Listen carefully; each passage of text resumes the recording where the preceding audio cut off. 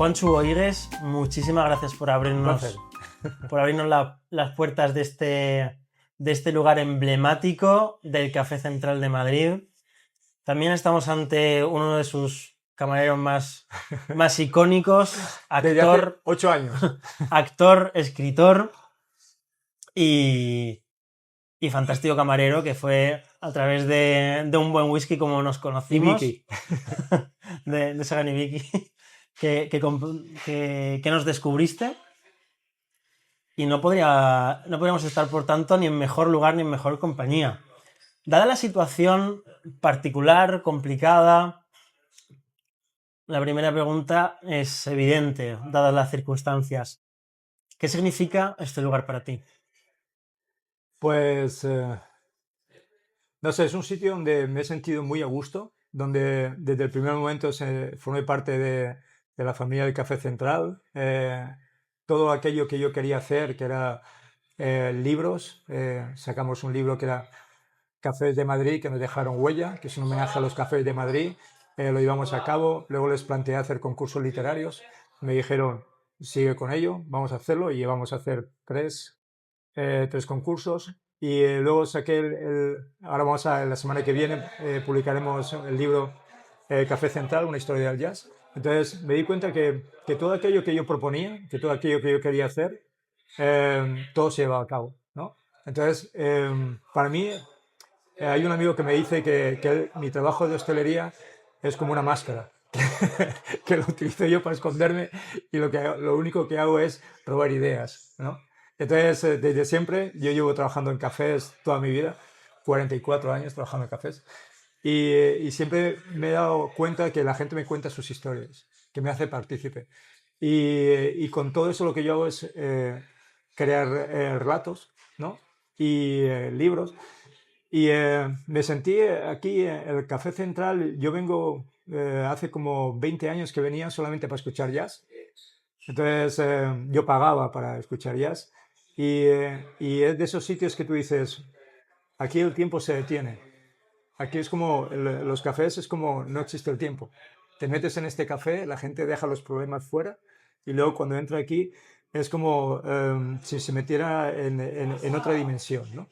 Y sale como con lágrimas en los ojos, como si la chaqueta de los problemas o del día a día te lo dejaras en la puerta, y luego entras aquí y te empapas con todo lo que ocurre, ¿no? Con la música de jazz, ¿no? Y si vieras un poco, ya hablaremos, si quieres, de la gente que ha podido venir por aquí, ¿no? El placer de poder escuchar a Pedro Iturralde o Barry Harris, que Barry Harris tocó con John Coltrane, encontró con Charlie Parker, con Miles Davis, ¿no? Y ha estado aquí, en este sitio, tocando en el piano Yamaha que tenemos aquí, o Jerry González, ¿no? Chano Domínguez. O sea, el privilegio que hemos tenido de tener a toda esta gente, ¿no?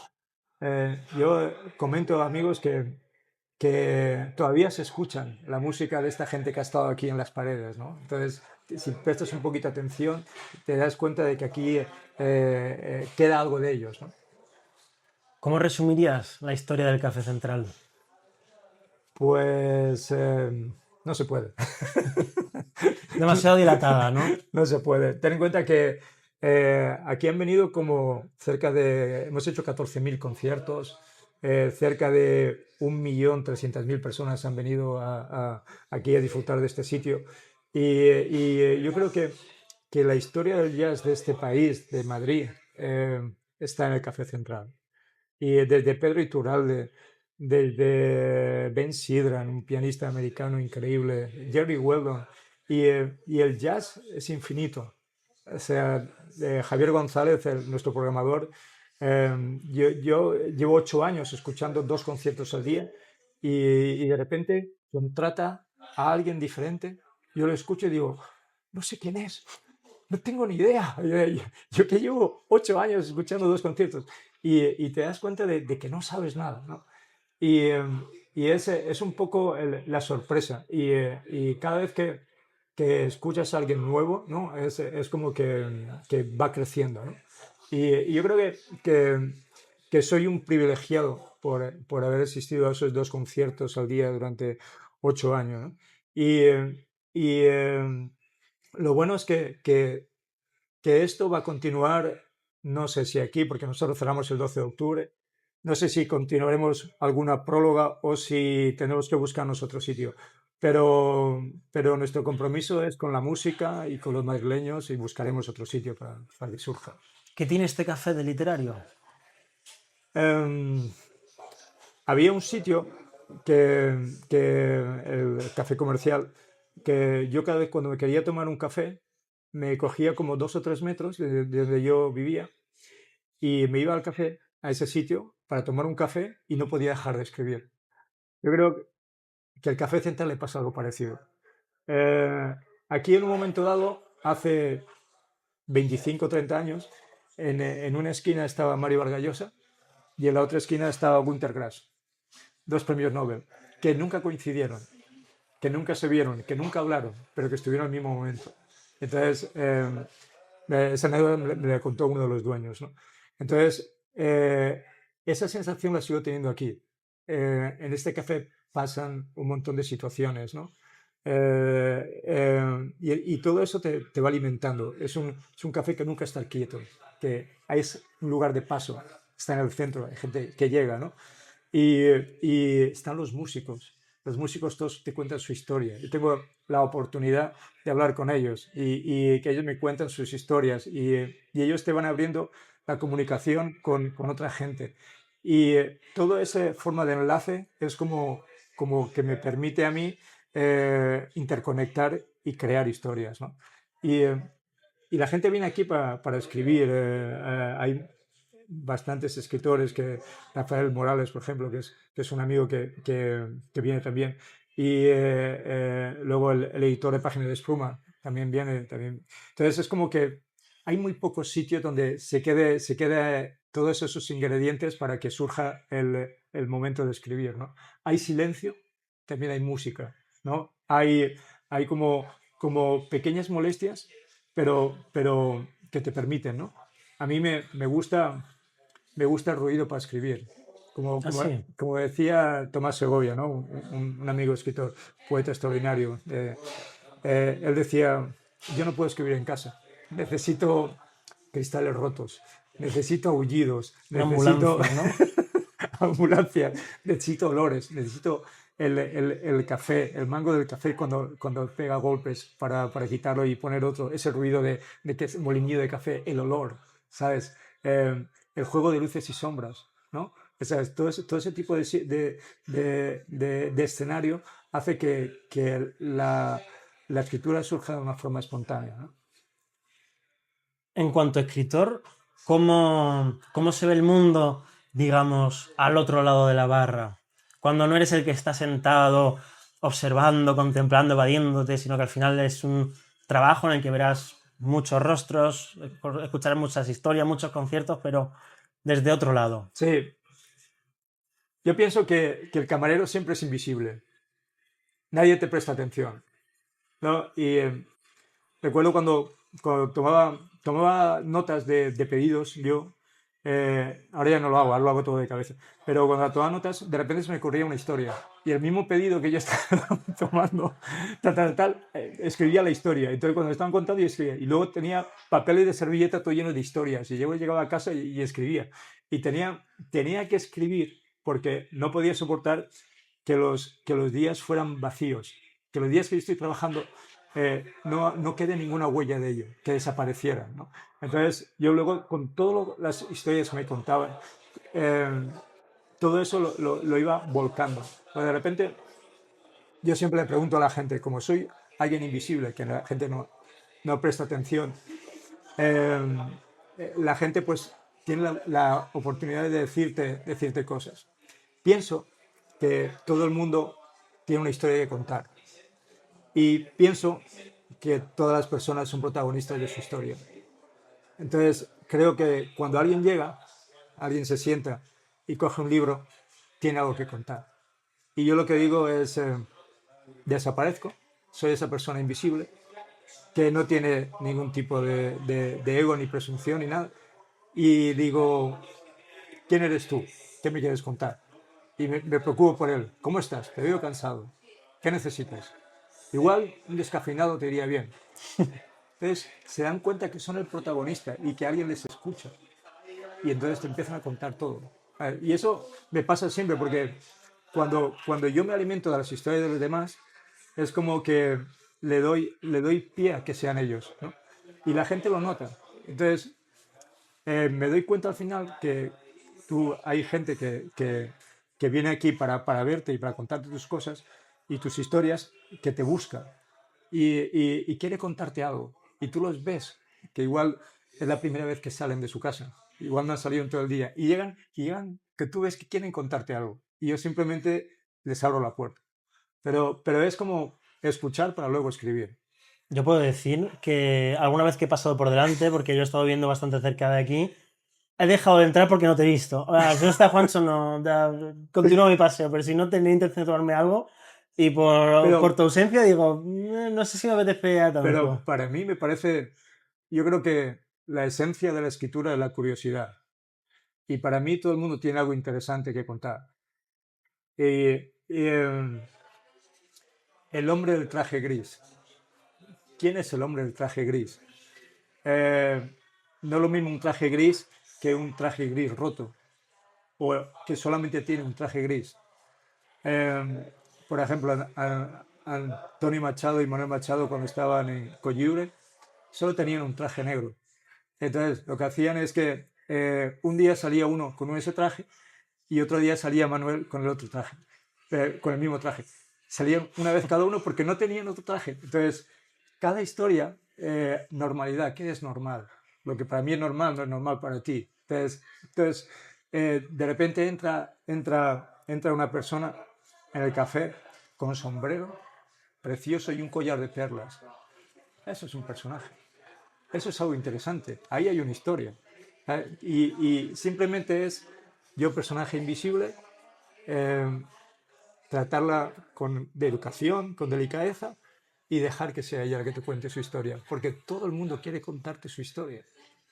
¿Aún guardas algunas de esas notas de pedido, esas servilletas, con alguna descripción, algún arranque de historia o algo? Antes de publicar, Sí. hace 8 años, justamente publiqué después de que me despidieran del Café Central, del Café Comercial. O sea que es bueno saber que las cosas ocurren por algo. Bueno, tú lo sabes. A ti Bueno, a ti también. estoy intentando que ocurran ese algo, estoy esperando que llegue. Pero a ti también te pasa. A ti también te pasa cuando te dejaste de trabajar en el diario el Burgos, creo que era. En español. El español también, ¿no? Entonces dices, pero algo se cierra, algo se abre, ¿no? Entonces, Eso sí. claro, y esas servilletas, yo antes de publicar escribí 120 relatos cortos. 120. Antes de publicar un libro de relatos. Y antes de que me publicaran, tardé, 20 editores me dijeron que no. Pero al final uno me dijo que sí. Y de esos 120 relatos, de esas 240 servilletas que yo apuntaba, surgió un libro de relatos, que fue el primer libro que publiqué con Javier Azcue, que se llamaba Henry Miller en el metro. Entonces, como para mí, todo tiene sentido. Pero esas Servilletas. servilletas, ¿todavía guardas alguna en casa? No, no. Están todas... Todo eso fue el origen de relatos. Comprendo. O sea, eran como ideas, eran como flashes. Debemos recordar que eres autor de Henry Miller en el metro, que firmas con Javier Azcue. Javier Azcue, donde acaba la lluvia, y el año en que nos duchamos entre abejas. Hay una curiosidad que me llama la atención, es que en el primer libro firmas como Juan Boigues. Juan Boigues, sí. ¿A qué se debe el cambio de Juan a Juancho? Porque mi padre se llama Juan Boigues. Y mi padre tiene 2 libros publicados, que es La alegría de sentirse viejo y Testimonio y mensaje. Entonces, cuando empecé a hacer teatro con Cristina Rota, dice, ¿quién se llama Juan? Y aparecieron 10. Claro. Entonces dije, Juanchu, yo soy Juanchu. Entonces, para poder diferenciarme de alguna manera de mi padre, es como, él se quedó con el nombre, Juan Boigues, y entonces yo me llamo Juancho, con TX. Con TX. Tú formas parte del alma del Café Central y además fue tu amabilidad, esa delicadeza de la que hablabas antes, esa educación, la que hizo que nos conociéramos, porque además precisamente yo estaba aquí con mis padres. Y surgió... Que me invitaron a tu casa de Málaga Estabas- y que todavía no he ido. y estabas invitado a la casa de Málaga, por supuesto. Y precisamente esa amabilidad, esa simpatía espontánea nos ha llevado precisamente hasta aquí y a tener durante un tiempo pues a un cliente más o menos fiel, que le tiene mucho cariño a este café. ¿Tú crees que el mundo se ha vuelto un poco más hostil o más antipático? Es que yo vivo en la ficción. Yo escribo para estar fuera del mundo. Eso ya nos da un poco la respuesta, me parece. Estoy un poco, digamos que en la ficción es el único sitio donde estás a salvo. Em, em, Tengo una hija de 11 años y una mujer que adoro y llevamos 25 años casados. Y el otro día llegaron ayer de viaje de Bueu, de Galicia, y mi hija salió y me dio un abrazo en las piernas. Y yo estaba hablando con mi mujer, con Ana, para coger las maletas y ella se quedó todo el rato cogida de mi brazo. Y dice, quería darte un abrazo. Y esa sensación es como, es lo más importante de todos los 10 o 15 libros que puedo escribir yo en adelante, ¿no? Es como algo físico, pero eso es lo que ella me empuja y lo que me hace sentir y ganas de escribir, ¿no? Pero digamos que la única forma que yo tengo de ordenar el mundo es a través de la escritura. Es donde yo puedo crear sentido y crear mis porqués y intentar decir algo. Pero digamos que pase lo que pase, al final eres tan pequeño, eres tan poca cosa, que poco puedes hacer tú para solucionar los problemas del mundo y tal. Sin embargo, al mismo tiempo, desde tu cuarto oscuro, desde tu habitación, desde lo más recóndito de ti, con lo que tú puedas escribir, puedes llegar a un grupo de gente, o a tus vecinos, o a la gente de Madrid, o a la gente de España, donde sea, y puedes contar una historia que sí que puede ayudar en la medida de lo posible, o simplemente contar una historia. Pero digamos que esa frontera entre la cordura y la locura, entre la ficción y la realidad, eh, para mí es la escritura. No puedo entender la vida sin la escritura. Es como mi mecanismo de defensa y al mismo tiempo la forma de expresarme hacia el mundo. Pero con todo lo que está ocurriendo, con todo lo que está pasando, ¿qué capacidad tienes tú para poder actuar en eso? Muy limitada. Para mí las conversaciones, por ejemplo.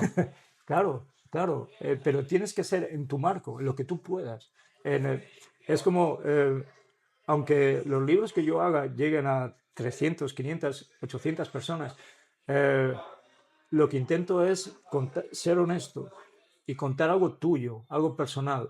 Y con esas 800 personas querer decirles que podemos hacer algo mejor y que podemos crear un mundo mejor, sobre todo para esa hija de 11 años.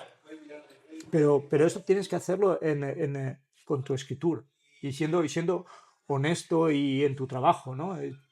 Si no crees en lo que tú haces, no vas a poder comunicar nada. ¿Tú de qué te defiendes? Me defiendo de las personas que no son sinceras. Me defiendo de la mentira. Me defiendo de la gente que te utiliza, que no es sincera contigo. Y yo creo que de la gente que te quiere hacer daño. Y creo que hay maldad. Creo que hay gente que es mala y que hay gente que quiere hacerte daño.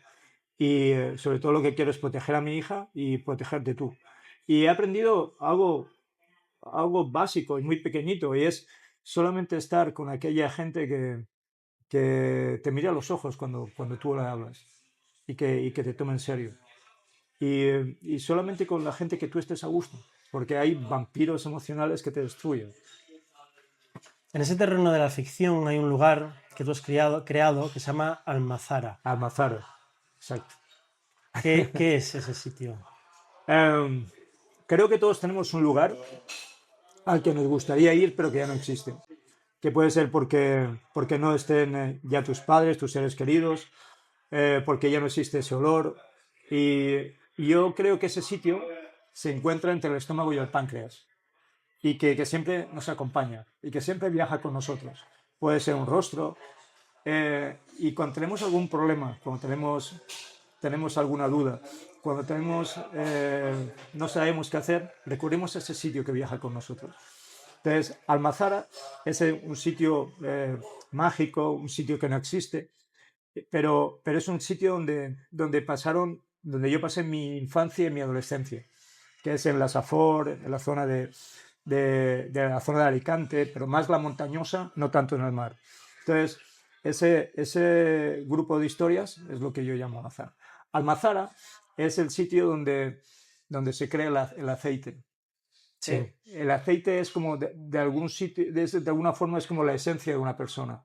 Es como triturando todo, sale como tu esencia, ¿no? Y eso es para mí la Almazara. ¿Sientes nostalgia de Almazara? Siento nostalgia del pasado, pero creo que no puedes vivir en el pasado.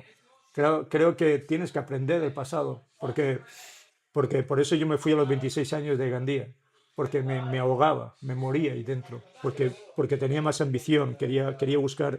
Tu cuerpo me decía que me tenía que ir. No había una razón, pero me tenía que ir. Y fue a llegar a Madrid y darme cuenta que todo lo que yo buscaba, todo lo que yo quería estaba aquí. Entonces, creo que el pasado tiene que ser un motor, pero para buscar territorios nuevos. Tú abordas en tus libros la identidad y la memoria, son dos conceptos que están El, presentes. el tiempo. El tiempo también. Si te quitásemos esa máscara que vive siempre en la ficción, ¿quién es Juan Chuboyo? Un ser asustado. ¿De qué? Un ser asustado de lo que no conoce. Mi hija cuando tenía 6 años dice, papá, no entiendo el mundo de los mayores. No sé si yo me estaría a gusto con esta gente. Con 6 años, ¿eh? Muy inteligente, una observación muy inteligente. Yo creo que sigo siendo esa persona. Creo que, que sigo siendo esa persona asustada que no entiende el mundo de los adultos.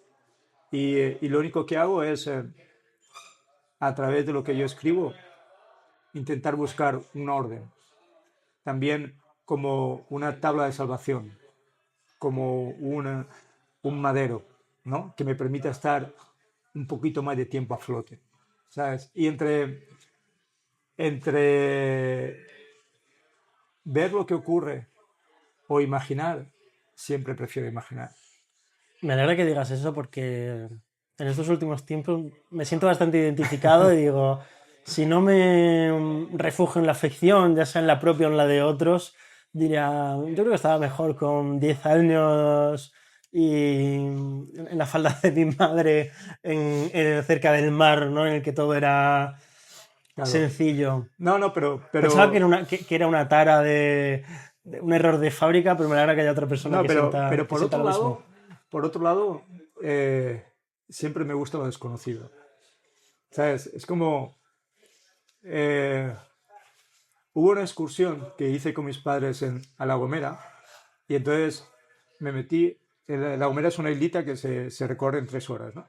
Entonces me metí yo solo entre unos arbustos, entre un bosque, y todos subieron al autobús, mis padres también, y empezaron a llamarme. Y yo seguí caminando por el bosque. Y era no sé, de Olmos o no sé de qué era. Y seguía caminando y no quise regresar. ¿Sabes? Me gusta eso, porque cuando no sabes lo que puede ocurrir, aparece otro lado que no has descubierto. ¿Sabes? Y eso nos pasa a la gente que nos despiden, que nos tiran a la calle, ¿no? Entonces, como va a pasar a mí el 12 de octubre. Entonces, llega un momento en el cual eso te pone en otra cosa. Y si tú te pones en otro estado, te pones más alerta y te das cuenta de los recursos que tienes. Por eso, con todos mis respetos, no puedo entender a alguien que acaba sus estudios, consigue una plaza, trabaja 40 años en un trabajo, se jubila y ya está. Eh, yo prefiero que me hayan despedido 6 veces, porque han aparecido 6 Juanchos diferentes. Y mis libros no serían lo mismo sin esos despidos. ¿Sabes? Por eso te digo que todo tiene un porqué, aunque tú no lo entiendas. Todo tiene un sentido. Tú eres mejor escritor. Tú mira toda la cantidad de trabajos nuevos que has encontrado y todo fue por un despido del Expansión. Ni siquiera me acuerdo del periódico. Yo tampoco. Yo tampoco. ¿Cuál ha sido tu último descubrimiento? Mi último descubrimiento, he tardado en hacer un libro durante 15 años que se llama Dejemos hablar al fuego. Es una historia que nunca sabía cómo articularla, cómo escribirla. Y entonces iba pasando el tiempo y no sabía cómo hacerlo. Y hasta que llegó un momento, por una serie de circunstancias, que dije, lo tengo que acabar este año. Y he tardado 15 años en hacerlo. Y al final lo he conseguido. Dejemos hablar al fuego, que lo están leyendo Valparaíso. Igual, si les gusta, se publica el año que viene. Me, me encontré vacío. Me encontré, dije, ya he contado todo lo que quería contar. Después de tanto tiempo ya no habrá nunca más.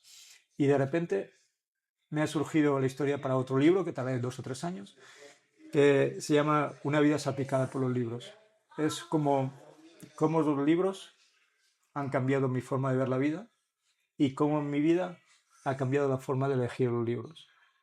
Cómo la escritura se va mezclando en tu vida y cómo la vida se mezcla con la elección de los libros que yo leí. Que de alguna manera son como mi universidad, porque mi padre murió con 16 años y con mi madre nunca me lleva muy bien. Entonces, digamos que mi universidad, la forma de mi educación, fue todo a través de los libros. Entonces, Bukowski decía, cuando yo no tenía ninguna oportunidad, ellos me lo dieron. Entonces, es como una forma de cómo la vida y la literatura va cambiando y te va eligiendo los caminos que tú haces. Me parece un concepto fascinante. ¿Cuáles han sido esos libros, esos autores que han transformado Sí. a Pues Juancho Boigues? el primer libro que tengo memoria de haber devorado fue Trafalgar de Benito Pérez Galdós, ¿no? Fue como con 16 años. A mí me obligaban a leer una serie de libros y yo era muy chulo, muy vanidoso y dije, nadie me va a decir a mí nunca lo que tengo que leer.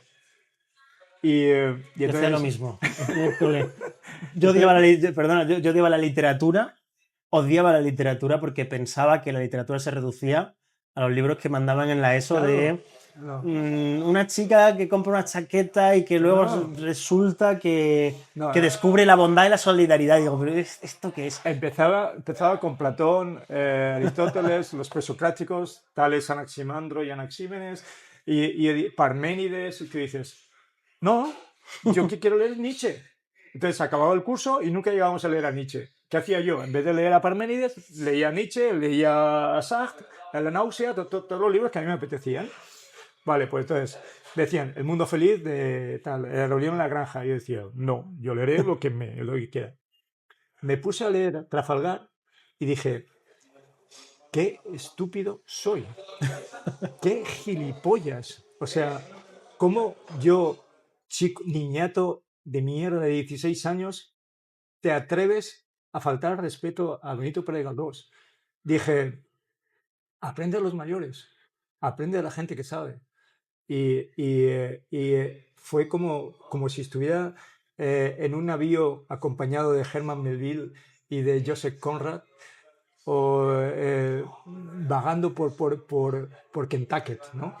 Me fascinó ese libro de Trafalgar y eso fue como una conmoción. Desde ese día me callé la boca y cada vez que me daban a leer un libro dije, voy a leer este en una semana y luego me voy a leer otros 3 diferentes, pero yo me leía 100 páginas diarias.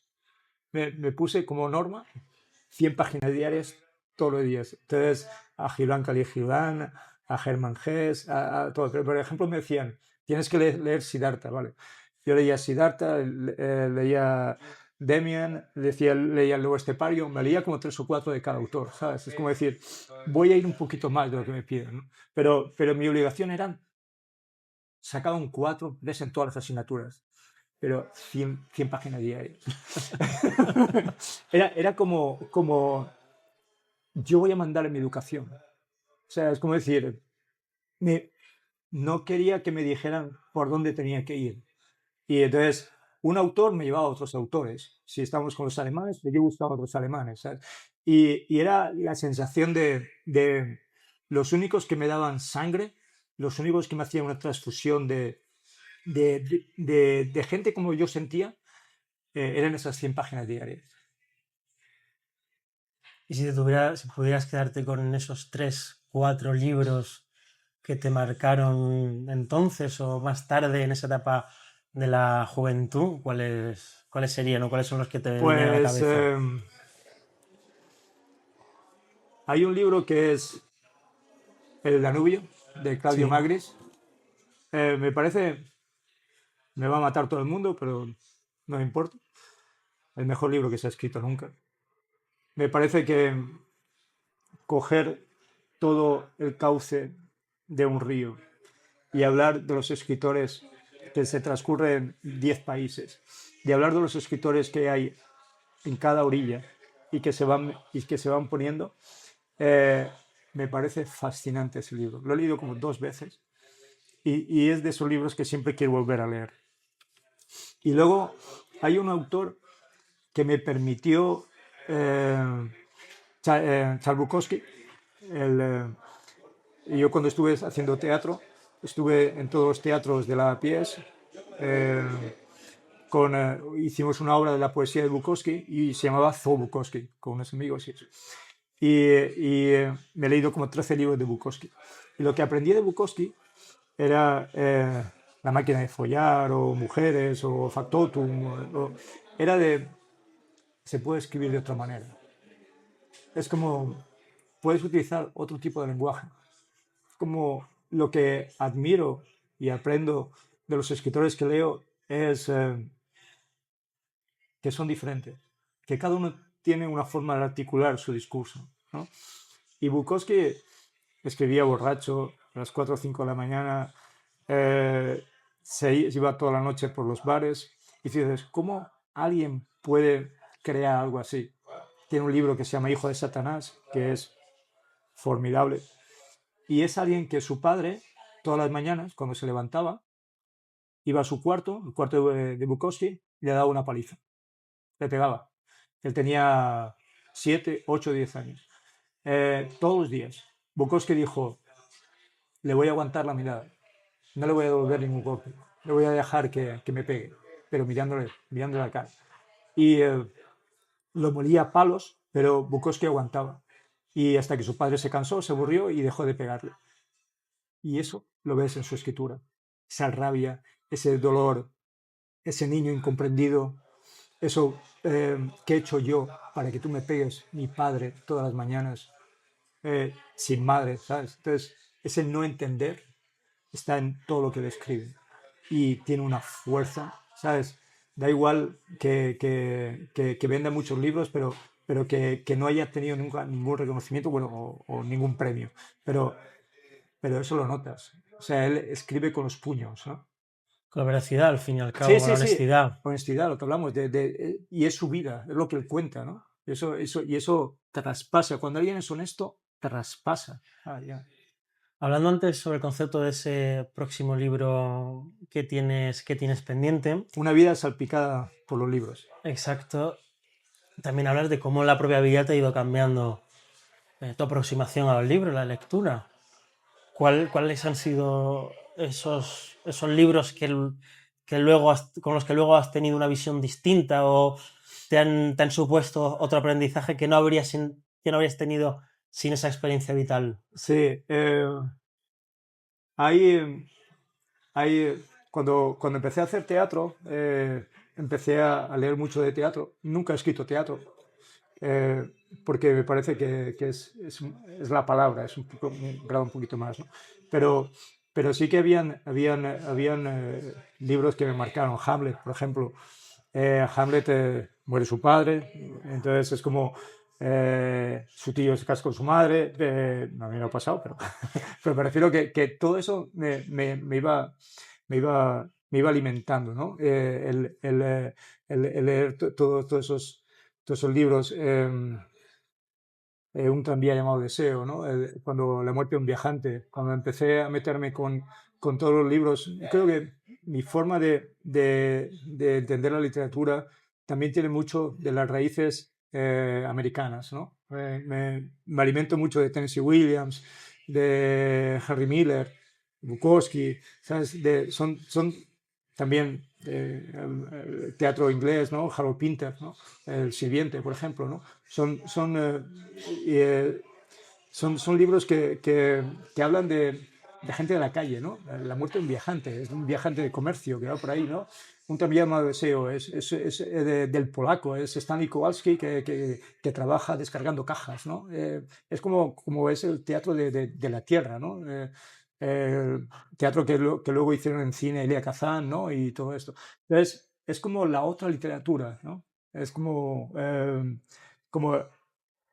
el mundo de Eugene O'Neill, por ejemplo, es de otro tipo, pero luego aparece a partir de 1951 o así otra narrativa, otra forma de hacer teatro, ¿no? Más de la calle, ¿no? Y eso es lo que a mí me toca, ¿no? Yo estoy convencido cuando alguien pretende escribir o escribe que quizás por la edad, por los despidos y por esas reconversiones que uno sufre, que todo llega. Al Claro, final sí, sí, de acuerdo, perfecto, llegará tu es momento, una intuición y que se hace también por sí mismo. Es decir, llegará tu momento. cada línea te tiene que valer esa línea y ya mañana haremos otra y si hace falta Yo he esperar. publicado hace 8 años, el primer libro. Mi hija nació hace 11. Cuando nació mi hija, todo cambió. Pero por mi hija, 11 años, no ha leído ningún libro mío. ¿Tienes ganas de que te lea? Por supuesto, sí. Sabes que con 6 años ella estaba jugando un día y su cabeza se pegó contra un muro y se hizo una brecha en la cabeza y se llenó todo, tenía una camisa blanca y se llenó toda de sangre y empezó a salir toda la sangre. Y la llevaron a urgencias y tal. El día de mi cumpleaños, el 1 de abril, ella con 6 años contó en un libro la historia de la brecha, porque sabe que su padre escribe. Hizo un dibujo en la portada, con 6 años, uno en la contraportada, y grapó las hojitas y me lo regaló. Entonces, yo he leído su libro, aunque ella no haya leído el mío, los tres míos, pero me refiero que eso es lo que a mí también me provocó. Y también yo escribo contra el tiempo. Escribo para parar el tiempo. Si tuviera una capacidad de parar el tiempo, pararía el tiempo el 11 de octubre, para que el 12 de octubre esto no desapareciera. O sea, para que esto siguiera viviendo. Si hubiera algo que se pudiera hacer para que esto continuara, lo intentaría hacer. Pero como no ocurre, habrá otro café central. Habrá otro sitio donde sigamos. Nuestro compromiso es con la música, nuestro compromiso es con los madrileños y nuestro compromiso es que esto siga haciéndose y que esto siga habiendo. Entonces, buscaremos otro lugar. Y lo que he aprendido es que la vida es cambio, la vida es evolución. No te puedes quedar. Igual no hay nada. Mi hija se irá de casa, mi hija conocerá a un hombre y se olvidará de su padre, y mi hija hará su vida y la veré una vez al mes. Pero es lo mejor para ella. Y la vida es cambio. Y igual, tú imagínate, el último libro, 15 años. Me queda para uno o dos, no me queda más. Como, no me salen las cuentas, pero da igual. Aunque tenga 2 libros malos que tenga que hacer, todo aquello que quieres contar, lo pondré en los últimos libros, ¿no? Y creo que cada libro tiene que ser el universo del autor. ¿Sí? Por eso cuando yo leo a Bukowski, veo su universo, veo a un borracho, veo a un niño asustado, veo al niño que le pegaba a su padre y que no entendía nada. Y eso lo veo en cada libro que él pone. Y él escribía en cuartillas y en donde podía, en cajas de cartón, encima de una mesa, ¿sabes? Es como, escribes con lo que puedes y eso tiene fuerza, porque es como un grito, no, estás jugando con tu vida. Y cuando escribes sobre tu vida y te lo tomas en serio, eh, no hay segundas oportunidades. Eres honesto. En el año en que nos duchamos Luchamos entre entre abejas. abejas, Es una frase de un libro de poemas de Alberto Chesa, que yo nunca leía poesía. Y entonces Alberto Chesa leí un libro de él desde ese momento en que escribí y leí este libro, dije, no puedo parar de leer poesía, porque fue como si alguien me cogiera me diera un montón de revolcones, me tirara contra las paredes y dije, este hombre habla desde las entrañas. Y, y fue leer ese libro, o sea, esa poesía, ese verso, y me vino todo el libro. pues es un viaje por África, por la memoria, también por la identidad, decíamos antes. ¿Qué sensación te quedó cuando lo terminaste, cuando lo viste ya publicado y Bueno, se convirtió en tu segundo libro en el que das un salto, tu segundo libro como único autor, en el que das un salto también de estilo, de esfuerzo? sí, el año que luchamos entre abejas es la historia de cómo se conocieron mis padres en África y cómo 50 años después mi hermano y yo fuimos allí para conocer quiénes eran nuestros padres y quiénes éramos nosotros, ¿no? Entonces la historia de ese viaje es la historia del libro. Y fue la primera vez que, digamos, que publico en una editorial Valparaíso, que es muy grande. Tiene sucursal en Nueva York, en México, en Colombia, en Argentina, ¿no? Y lo bueno es que el libro ha viajado, de repente ves que hay como 13 o 15 ejemplares que te compran en Argentina. O 7 o 8 en Colombia y tú dices, pero ¿a quién conozco yo en Colombia? ¿No? Pero es como que sí, yo creo que ese libro, yo me llevé, cuando fui con mi hermano en el 2010, Santiago Boigues, cuando nos fuimos a África, queríamos recorrer los sitios donde habían estado mis padres, ¿no? Una forma de entender qué es lo que encontraron allí, ¿no? Entonces yo me llevé un cuadernito rojo y todos los días escribía, todos los días, y el viaje fueron 21 días. Y ese fue como el germen del libro. Luego tuvieron que pasar otros 10 años para que yo escribiera el libro.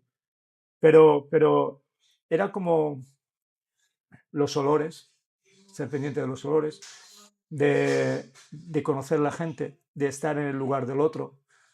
No existe un diccionario del Kirundi en español, entonces el libro está lleno de palabras que iba aprendiendo yo en Kirundi, de saber los nombres de las otras personas que habían allí, ¿no? Y la forma de conocer su forma de vivir, ¿no? Y todo eso lo que quería era que esa atmósfera apareciera en el libro.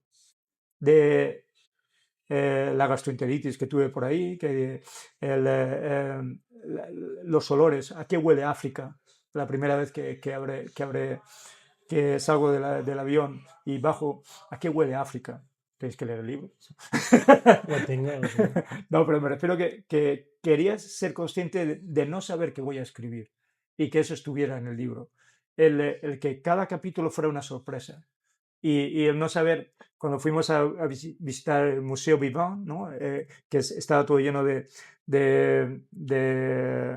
serpientes, de cobras, de cocodrilos, cuando nos metimos en un camino que estaba al lado de un lago y nos dijo el guarda, pisar las huellas de la persona que esté delante porque está infectado de serpientes. Es decir, había unos rastros en el río. Dice, esto es la cola de un cocodrilo lo vimos ayer y ves cómo coge la carabina y le quita el seguro. como diciendo, puede parecer cualquier cosa. No, esa estar alerta es lo que yo quería que estuviera en el libro. Y creo que ese no saber es una forma creadora muy buena. Y para mí es uno de los libros más que tiene un mejor acabado. También porque lo escribí 10 años, el 2010, y tardé otros 10 años en acabarlo. Porque Sí, era, realmente lo escribiste 2 veces, por así sí, decirlo. exacto, pero porque era como una acumulación de datos, pero no tenía el sentido de por qué escribirlo. Que eso lo tuve que entender más tarde. ¿Cómo es la sensación después No, no, de no. haberlo escrito y Lo de... que entendí fue el querer entender em, lo que encontraron mis padres. Y luego lo que apareció fue que mis padres se tuvieron que ir porque fue en 1961 con los movimientos de independencia africanos en la zona de Ruanda, Uganda y Burundi. Entonces, cuando estuvimos ahí mi hermano y yo, luego mi padre construyó la zona de Almazara, en la zona de Alicante, construyó un paisaje, construyó unas tierras, una casa de campo, unos matorrales, unos árboles frutales, y mi hermano y yo vimos que aquello que habíamos encontrado en Katanga, al sur del Congo, era lo que mi padre había construido allí. Y, y África era un tema tabú. Nunca se hablaba de África en casa. Nunca nos contaron nada de África. Todo tuve que reconstruirlo a través de fotografías, conversaciones con mis hermanos, de las cartas que se escribieron mis padres. Y, y, y el porqué de eso es lo que yo intenté responder con el libro. Como escritor, ¿tienes cuentas pendientes? No, no, no, no, no, no, nada. No, estoy en paz con todo el mundo, que no, no. No, no, no, no. Además creo que eso es un problema. Yo, yo he estado 22 años de psicoanálisis y creo que ya he hecho las paces con todo el mundo. Y creo que lo que no puedes hacer es echarle la culpa a otro. Digamos que somos adultos, somos responsables y lo que cada uno tiene parte de culpa también, pero también tiene parte de solución, ¿no? Me refiero que al final tú haces con tu vida lo que puedes. Nadie viene con un libro de instrucciones. Bueno, el libro que estamos leyendo De George Perec, de George que Perec. tienes aquí, Sí, aquí pero debajo. lo que dice George Perec, solamente he leído 200 páginas, se llama La vida, instrucciones al uso, es como que no hay instrucciones al uso. Por supuesto. ¿Sabes? Y entonces, no quiero, no tengo cuentas pendientes con nadie. Eh, Al final, mi psicoanalista, un amigo, decía, tú lo que has hecho es lo que has podido. Tenías las herramientas que tenías y quizás no has podido actuar de otra manera. Como cuando me fui de casa, como cuando me vine a Madrid. Era un instinto de supervivencia y tú viajas con tus cicatrices, pero no es contra alguien, es como que lo que decía mi hija, no, papá, no creo que pueda adaptarme al mundo de los adultos. Eh, Es una gran frase, es una gran, es una gran frase. pero al final lo que haces es hacer lo que puedes. Tú en una ocasión me dijiste que practicas con frecuencia y con entusiasmo el ajedrez y que muchas veces la vida o los problemas que te da la vida los planteabas como un problema de Sí, ajedrez y sí, sí. que eso te había dado mucha fuerza, mucha visión estratégica. ¿En qué medida te ha servido también para escribir? Eh, digamos que para escribir tienes que tenerlo todo controlado para luego romperlo. O sea, ¿Eso cómo se hace? tienes que tener una estructura perfecta para qué es lo que quieres contar, tienes que tener un porqué, tienes que saber de dónde vienes, hacia dónde quieres llegar, pero luego darte la completa libertad para si en un momento encuentras algo mejor, romperlo. Y eso me pasó a mí durante 15 años, cuando acabé Dejemos hablar al fuego. ¿Sabes? Es como, eh, no sabía cómo construirlo, pero sabía que ahí había una historia. Y tardé 15 años en entenderlo. Y entonces, yo hablaba cogía una historia y luego cogía otra, y cuando decía, ¿es esto lo que quiero escribir? Me olvidaba de la otra. Y al final lo que hice fue unir las dos historias, como que una historia se alimentara de la otra. Y entonces ahí ya fue cuando lo construí todo. Entonces eso es un poco. Entonces el ajedrez me permite saber que aunque tú tengas menos piezas, puedes ganar, porque se trata de hacer jaque mate. Eh, de que puedes sacrificar la dama, porque puedes conseguir jaque mate. Que hay 100 formas diferentes de mover los peones y de estructurar. Y aprendes a tener una estrategia y una táctica. Entonces, es como esa mentalidad la tienes aquí, pero siempre en un campo abierto y que lo puedes utilizar o no. ¿Sabes? Por ejemplo, cuando me fui a África y escribí el año que nos duchamos entre abejas, ahí no utilicé ni táctica ni estrategia. Era un día a día estar abierto a lo que pueda ocurrir. Empezar desde cero. Pero por eso estaba tan alerta. Y entonces todo lo que aparecía estaba vivo. ¿No? ¿Qué consejo le darías a un escritor novel que no tenga ni idea de ajedrez? Eh, a un escritor novel le diría, equivócate, hazlo mal, traiciona, destruye, eh, no sigas a nadie, busca en ti, cuéntame lo que te preocupa, no copies a nadie, eh, busca. El no saber es un motor, una fuerza creadora. El no saber. Solo necesitas disciplina y que el folio en blanco sea un aliado y que no quieras contentar a nadie. Solamente cuenta aquello que te hace daño, que notas que te remueve por dentro. Pero olvídate del mundo y en vez de ir hacia lo que quieras, hacia a quien quieras copiar lo que sea, que busques en tus entrañas, ¿no?